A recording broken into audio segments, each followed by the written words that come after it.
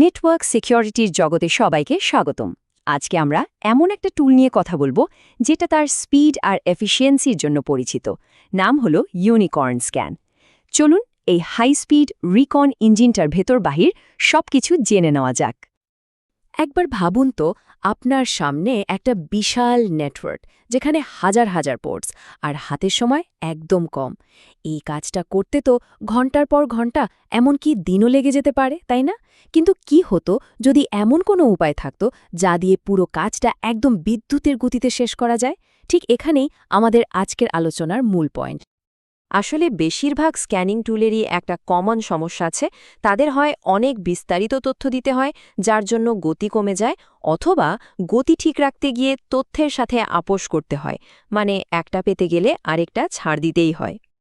পুরনো স্ক্যানারগুলোর কাজ করার ধরনটা অনেকটা পুরনো দিনের টেলিফোন সিস্টেমের মতো।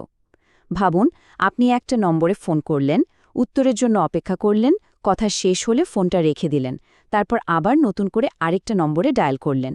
মানে একবারে শুধু একটাই কাজ। এই যে সিনক্রোনাস পদ্ধতি, এতে যে কত মূল্যবান সময় নষ্ট হয় তা বলার অপেক্ষা রাখে না। আর ঠিক এই গতির সমস্যাটার সমাধান করার জন্যই বিশেষভাবে ডিজাইন করা হয়েছে ইউনিকর্ন স্ক্যান। এটা কিন্তু গতানুগতিক স্ক্যানারদের মতো কাজ করে না, এর পথটা একদমই আলাদা।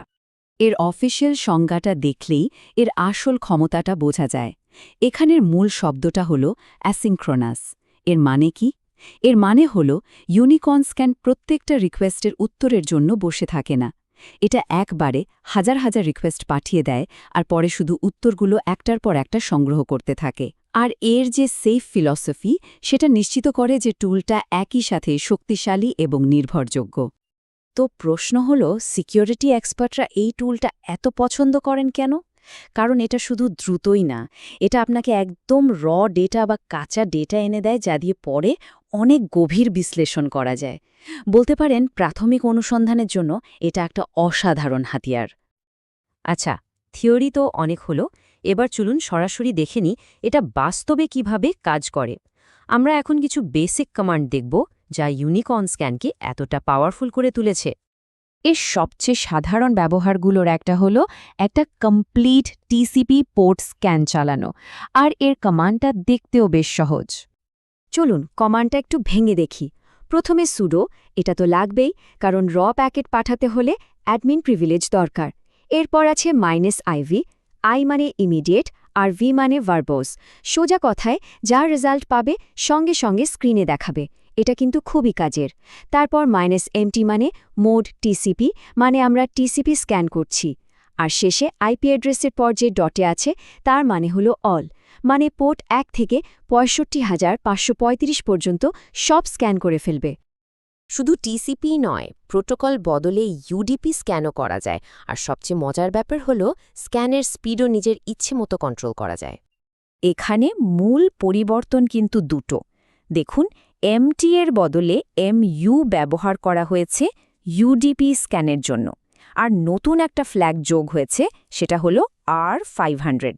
এটা টুলটাকে বলছে প্রতি সেকেন্ডে ৫০০টা প্যাকেট পাঠাও। এই যে রেট কন্ট্রোল করার ক্ষমতা, এটাই একে অবিশ্বাস্যভাবে ফ্লেক্সিবল করে তুলেছে। ইউনিকর্ন স্ক্যানের আসল শক্তিটা তখনই বোঝা যায় যখন এটাকে অন্য টুলের সাথে মিলিয়ে একটা বড় প্রক্রিয়ার অংশ হিসেবে ব্যবহার করা হয়। মানে এটা একা সবকিছু করে না, বরং একটা শক্তিশালী প্রথম ধাপ হিসেবে কাজ করে। সিকিউরিটি জগতে একটা খুবই জনপ্রিয় আর কার্যকর পদ্ধতি হল এই 2 ধাপের স্ক্যান। প্রথমে ইউনিকর্ন স্ক্যান দিয়ে একদম ঝড়ের গতিতে পুরো নেটওয়ার্কটা স্ক্যান করে শুধু খোলা পোর্টগুলো খুঁজে বের করা হয়। এরপর সেই ছোট তালিকাটা এনম্যাপের মতো একটা ডিপ স্ক্যানারকে দিয়ে দেওয়া হয়। তখন এনম্যাপ ওই নির্দিষ্ট পোর্টগুলোর গভীরে গিয়ে সার্ভিস ভার্সন সব কিছু ডিটেক্ট করে। মানে গতি আর গভীরতার একটা অসাধারণ কম্বিনেশন।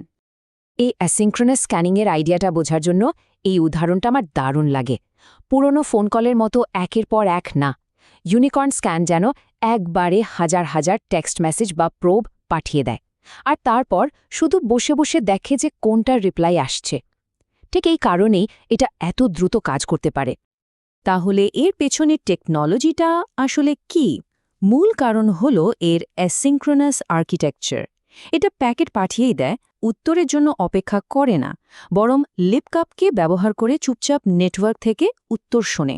এর ভেতরে একটা ওয়ার্কার আর কিউ সিস্টেম আছে যা নিশ্চিত করে যে কোনো একটা স্লো রেসপন্সের জন্য পুরো কাজটা যেন আটকে না যায়।